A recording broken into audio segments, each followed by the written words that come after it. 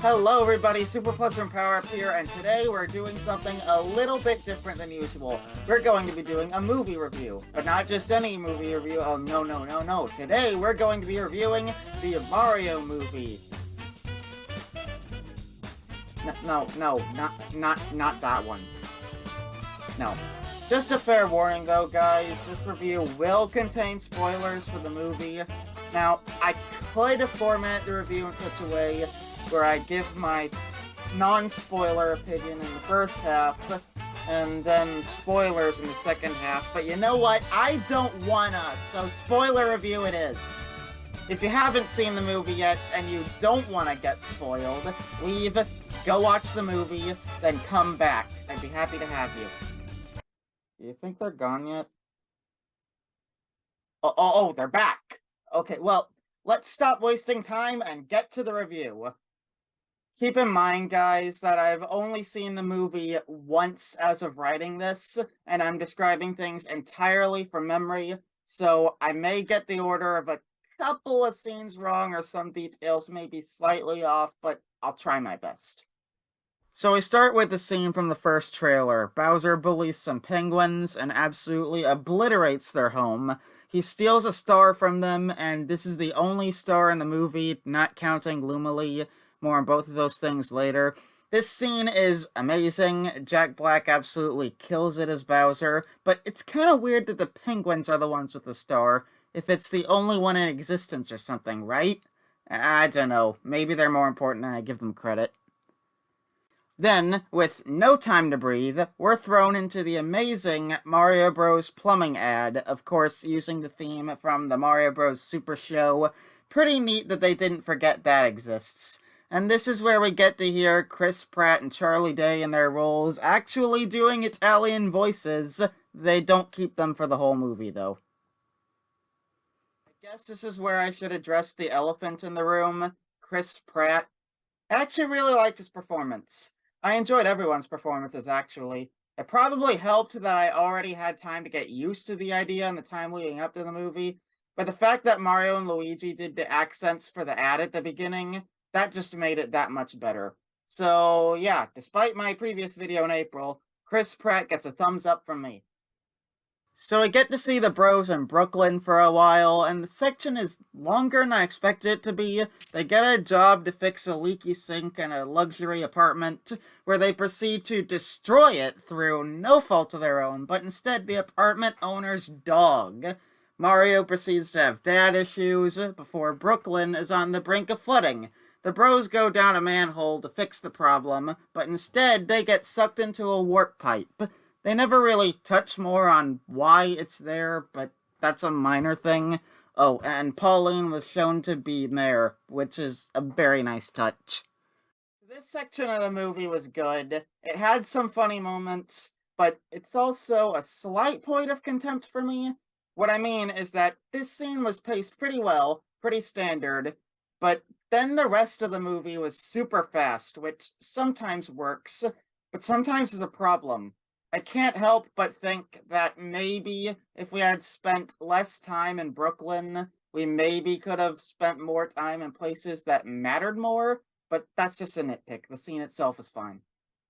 So Luigi is sent to the Dark Lands, while Mario is sent to the Mushroom Kingdom. Toad shows up, great character and voice by the way. He shows up, scaring Mario a little bit, but it doesn't take too long before Mario just accepts the world he's in and doesn't question much the rest of the movie, which is a little strange. I mean, if it were me, I'd be freaking out, questioning everything, questioning my existence, but I guess Mario just accepts the fact that he's in a fantasy world. It's not that I want another fish out of water movie, it's just something I thought about. When Mario tells Toad that his brother went into a lava pipe, Toad informs him that that means he's gone to the Dark Land, and agrees to take Mario to the princess for help. Side note, the music in this movie is amazing. Absolutely riddled with music from the games, which is something I kind of wish the Sonic movies did more. Like, It played the underground theme in the sewer, the Captain Toad theme when Toad showed up, the Peach's Castle theme when showing the castle, and then later on, the SNES Rainbow Road theme for when that showed up, and Gusty Garden Galaxy in the credits. Man, such a good time. We then move over to a genuinely terrifying scene where Luigi runs into and then proceeds to run away from a horde of dry bones. And if that wasn't creepy enough, he runs into a rundown looking castle where he is met by a group of Shy Guys. Now, you may be saying to yourself, what's so bad about Shy Guys? I think they're kind of cute. No! Wrong. They are not cute. I've heard people say they're cute. Rest assured, those people are wrong. You want a cute Mario enemy? Let me point you to a Wiggler. This is cute. This is a cultist. I exaggerate a little, but for good reason. This movie makes them even creepier. They shuffle Luigi along with a weird, creepy walk, and they just have an aura of creepiness to them. Seriously, they look like a cult that's about to sacrifice Luigi. And, you know, it's not entirely wrong. Back to Mario and Toad. After a delightful scene in Toad Town, they end up at the castle, where they are blocked by a blue and a yellow Toad guard, which I can only assume is a reference to Buckenberry and Alagold, the blue and yellow toads from New Super Mario Bros. Wii. And if I'm right, and that is a reference they were going for, that is super cute. Toad creates a distraction, allowing Mario to walk on inside. We move on inside where the Toads are having a meeting with Princess Peach about an incoming invasion from Bowser and his troops. Says that she's going to go next morning and try to get the help of the Kong army because that's exactly what they need. Apes! No, but real talk, this was actually a really neat idea. I wouldn't have thought of it, but it makes perfect sense for a Mario movie. So Peach walks out of the throne room right as Mario comes running around the corner yelling, "Princess!" It was at this point that I thought about what this must look like from Peach's perspective, and it's actually slightly terrifying. A short, chubby man with a mustache and overalls runs at you yelling, "Princess!" I mean, is that not just a little disturbing? But then she asks a question I wasn't expecting. It caught me by surprise, but it actually made a lot of sense. She asked if he was human and seemed very shocked about it.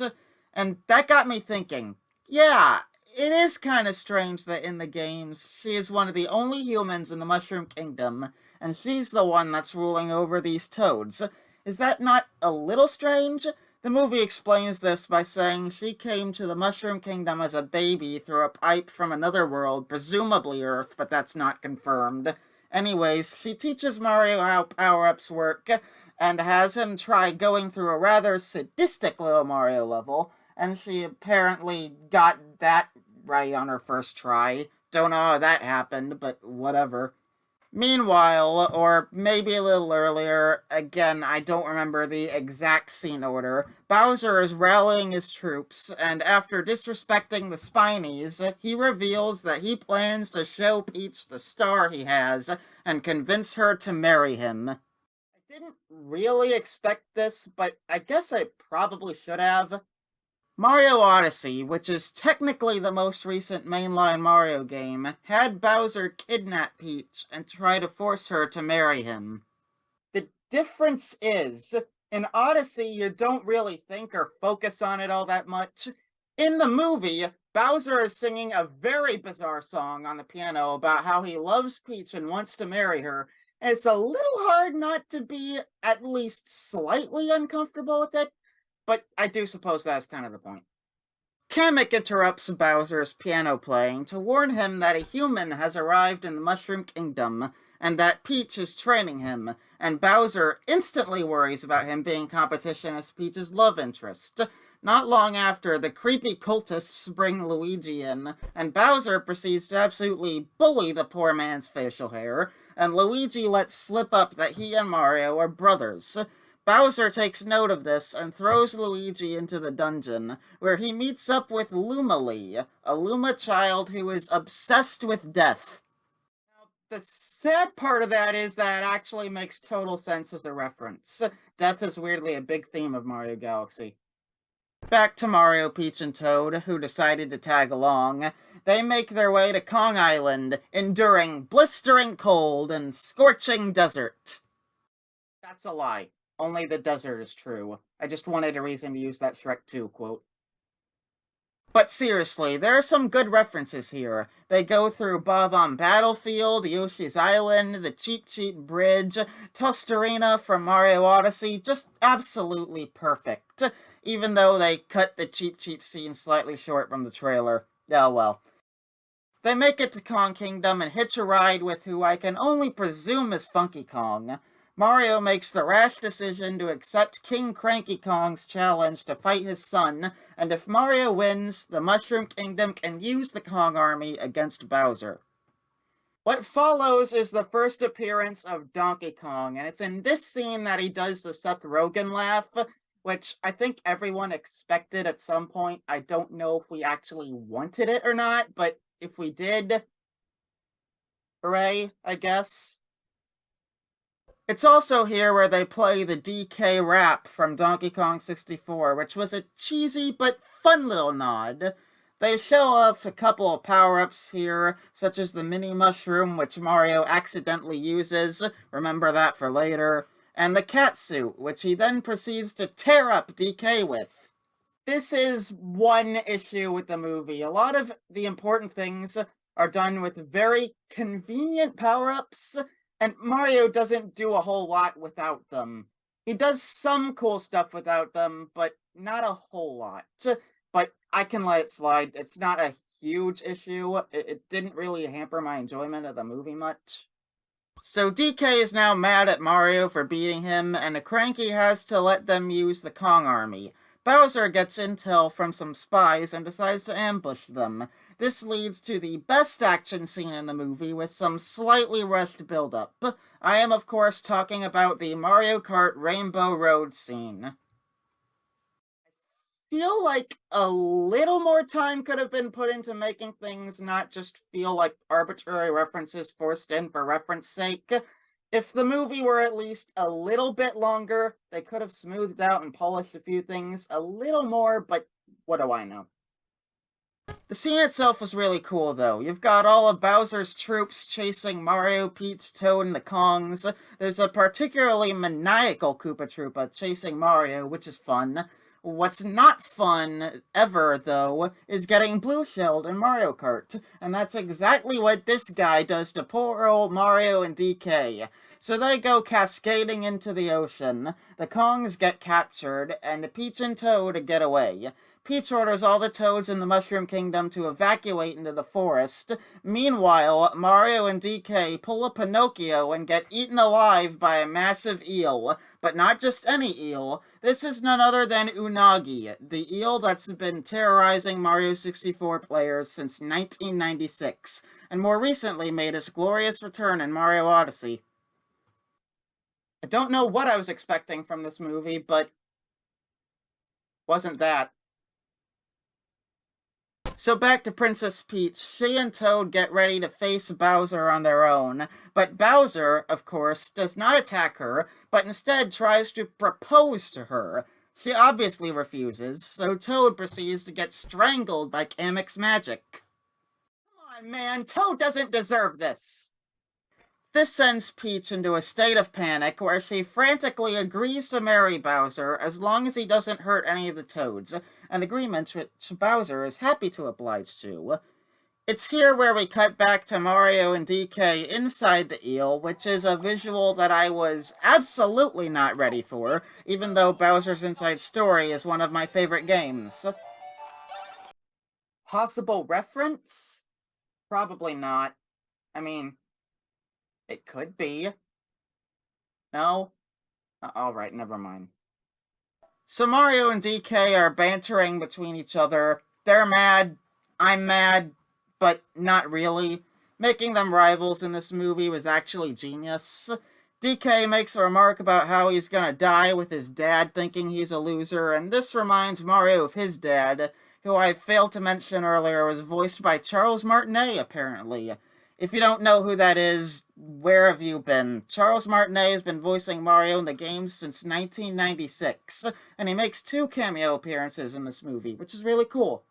But anyways, I'm rambling. Back on topic. So they eventually resolve to work together and they blast out of the eel's mouth using the rocket barrel that was attached to DK's cart. Back at Bowser's Flying Fortress, Peach is in her wedding dress. She's in it for the rest of the movie, by the way. Toad comes around the corner, bringing Peach her bouquet, and both myself and my older brother, who's in the theater next to me, knew there was gonna be something in that bouquet. And we were right. It's at this point that we finally get to see the best character. Can't believe it took so long.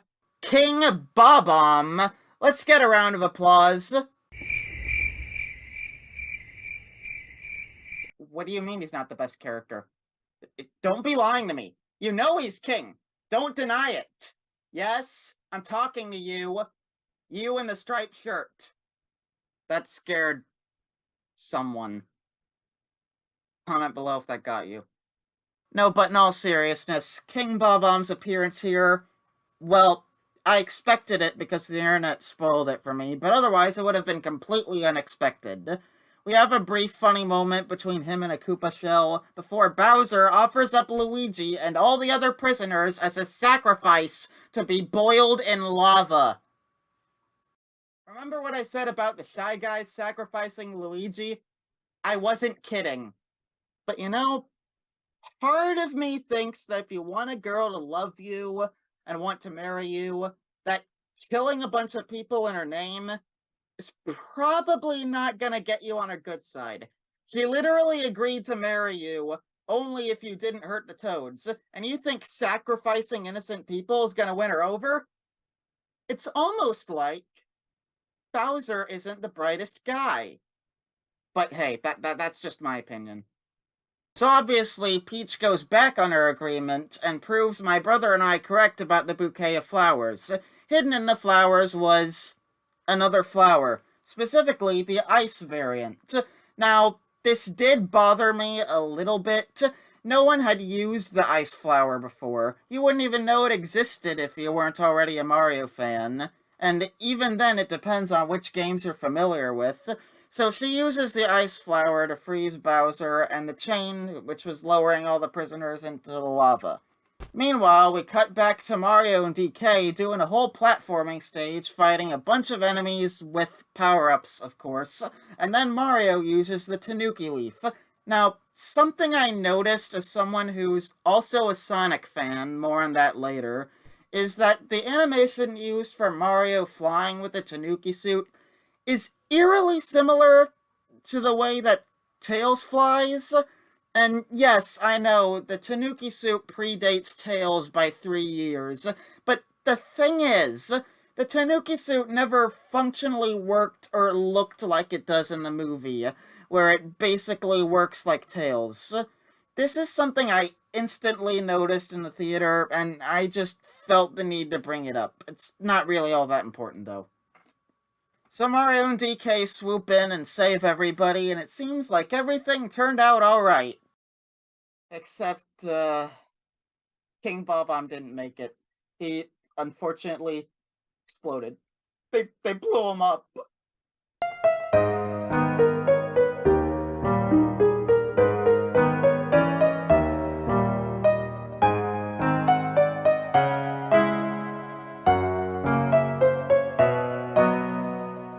And then, just to add insult to injury, Bowser, still frozen, sees Mario talking to Peach, and he doesn't like being left out of the conversation, so he decides to break the ice.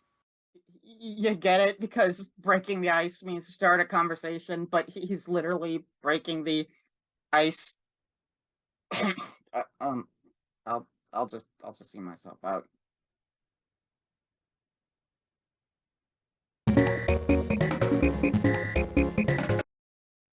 All right, I'm back from my self-imposed timeout.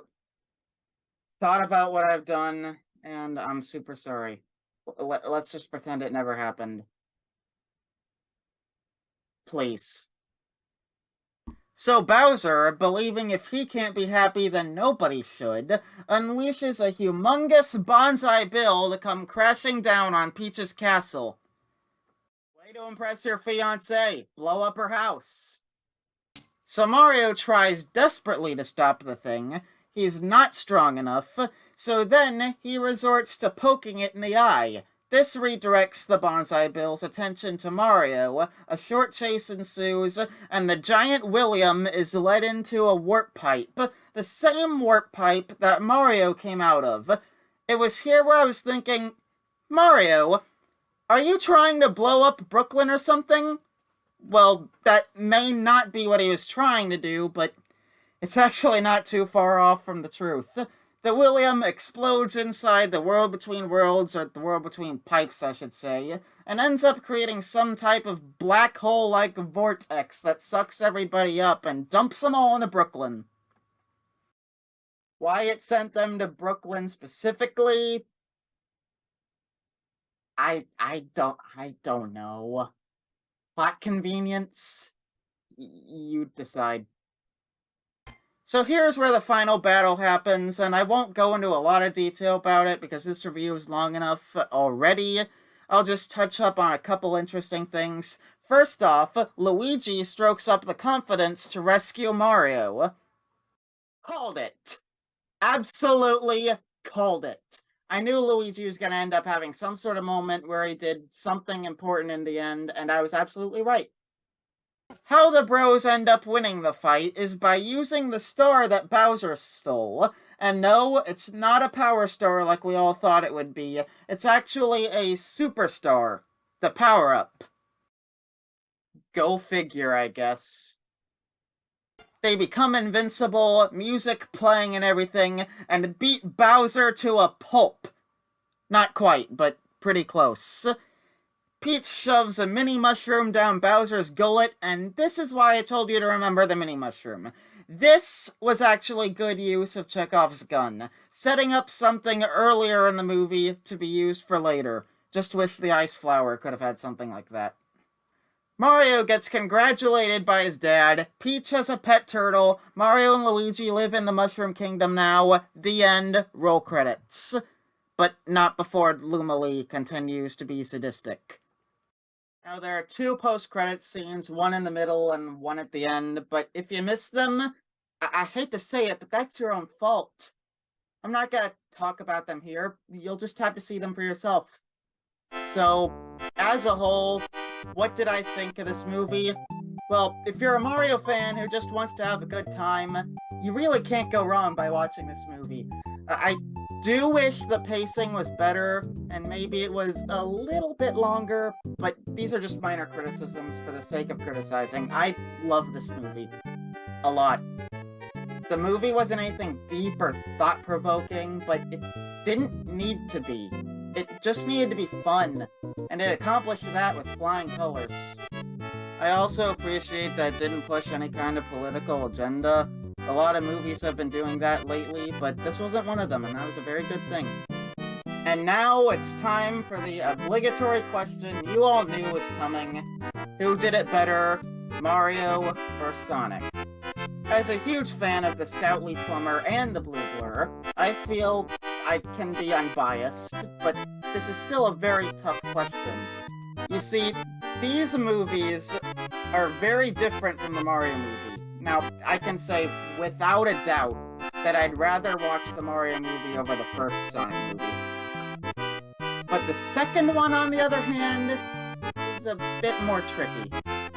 You see, Sonic 2 was pretty good at referencing the games, while also being a good, well-paced standard movie, whereas the Mario movie was a lot more game-heavy and made a lot more references, but at the cost of being maybe not as suited for a standard moviegoer. The Sonic movies seem more like they're trying to make fans, and the Mario movie seems to be more focused on pleasing already fans. Clear, I believe both are very valid directions to take, and the Sonic movies are not incapable of pleasing fans. They pleased me, and I'm sure the Mario movie is creating fans too. Which one is better? is a question I can't really answer. Both did a very good job. So that was what I had to say about the Mario movie. A fun movie that's definitely worth the watch. If you're new, don't forget to check out some of the other stuff I do, and why not consider subscribing? But anyways, guys, that's about it, so I'll see you. Hold on, guys, give me 1 second. Hello? What is it, Mario? No, I don't want to go over your opinions about the casting. This is my review. You've already made your views pretty clear. Oh wait, I just remembered. In my universe, Mario doesn't have a phone. That joke doesn't really work, does it? Well... Do the Mario! Swing your arms from side to side. Come on, it's time to go. Do the Mario. Take one step and then again. Let's do the Mario all together now. You got it. It's the Mario. Do the Mario. Swing your arms from side to side. Come on, it's time to go. Do the Mario. Take one step and then again. Let's do the Mario all together now.